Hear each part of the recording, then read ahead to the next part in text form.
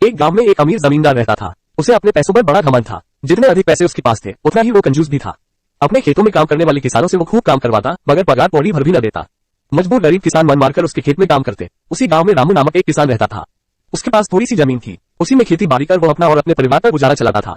रामू बड़ा मेहनती था। वो दिन भर अपने खेत में काम करता और अपनी मेहनत के दम पर इतनी फसल प्राप्त कर लेता कि अपने परिवार के लिए 2 वक्त की रोटी जुटा सके। गांव के बाकी किसानों के पास रामू के मुकाबले अधिक जमीनें थी। वे रामू की मेहनत देखकर हैरान होते कि कैसे इतनी सी जमीन में वो इतनी फसल उगा लेता है।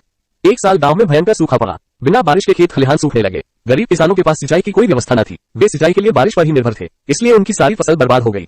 रामू के साथ भी यही हुआ। अपने छोटे से खेत में वो किसी तरह अपने परिवार का पालन पोषण कर रहा था। अब उनके सामने भूखों मरने की नौबत आ गई। मजबूरी के कारण वो गांव के जमींदार के पास कर्ज मांगने गया। जमींदार कंजूस तो था।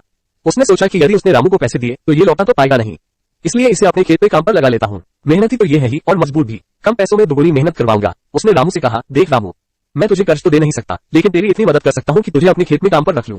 तुझे महीने के 1000 रुपए दे दिया करूंगा, पर मालिक दूसरे किसान तो 2000 पाते हैं। रामू बोला, करना है तो कर, वरना मेरे पास किसानों की कमी नहीं। जमींदार बोला, मजबूर रामू क्या करता।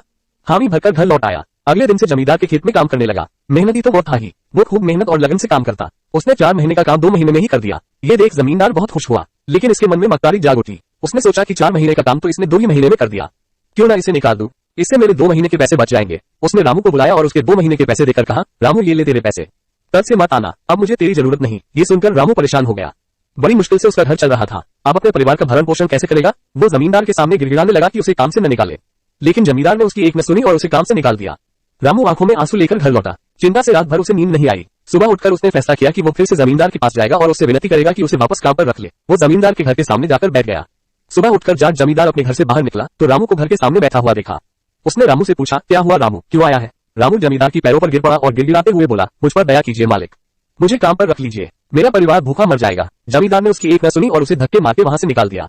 रामू उस समय तो वहां से चला गया, लेकिन अगली सुबह फिर सेठ के घर के सामने जाकर बैठ गया।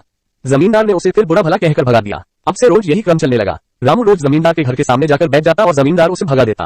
पूरे गांव में इस बात की चर्चा होने लगी। सब जमींदार को भला बुरा कहने लगे। तंग आकर जमींदार ने सोचा कि क्यों ना कुछ दिन परिवार सहित दूसरे गांव चला जाऊं, मुझे घर पर न देखकर रामू यहाँ आना बंद कर देगा। अगले दिन वो परिवार सहित दूसरे गांव अपने रिश्तेदार के घर चला गया। 10-15 दिन रिश्तेदार के घर रहने के बाद जब वो अपने घर लौटा तो मोहन को अपने घर के सामने बैठा नहीं पाया। वो मन ही मन खुश हुआ कि चलो उससे पीछा छूटा, लेकिन वो चकित भी हुआ कि आखिर रामू ने आना बंद क्यों कर दिया। उसने गांव वालों को बुलाकर पूछा तो पता चला कि रामू घायल है और अपने घर पर पड़ा हुआ है। जमींदार ने पूछा, क्या हुआ उसे। एक जमींदार ने कहा, मालिक, आज जब दूसरे गांव चले गए थे तब भी रामू आपके घर के सामने बैठा रहता था। एक दिन आपका खाली घर देखकर कुछ चोर चोरी करने के इरादे से आपके घर में घुसे, लेकिन वे रामू की नजर में आ गए। रामू अपनी जान की परवाह न कर उनसे उलझ गया और उन्हें भगा दिया। उनके बीच हुई हाथ पाई के कारण रामू घायल हो गया। ये जानकर जमींदार को खुद पर शर्म आने लगी कि उसने रामू के साथ कितना बुरा किया, लेकिन इसके बाद भी रामू उसके घर चोरी होने से बचाने के लिए चोरों से उलझ गया। वो पछताने लगा। उसने रामू के घर जाने का फैसला किया। वो रामू के घर पहुंचा तो देखा कि रामू बड़ी दयनीय अवस्था में चारपाई पर पड़ा हुआ है। उसके बच्चे भूख से बिलख रहे हैं। ये देख जमींदार का दिल भर आया। उसने रामू से अपने किए की माफी मांगी, उसका इलाज करवाया और ठीक होने के बाद अच्छी पगार के साथ उसे फिर से काम पर रख लिया। सीख 1, कभी किसी के साथ बेईमानी नहीं करनी चाहिए। 2, सदा जरूरतमंदों की सहायता करनी चाहिए। 3, अपना काम ईमानदारी से करना चाहिए। आशा है आपको एक गरीब किसान की कहानी पसंद आई होगी। ऐसी ही हिंदी मोरल स्टोरीज पढ़ने के लिए हमें सब्सक्राइब अवश्य करें। धन्यवाद।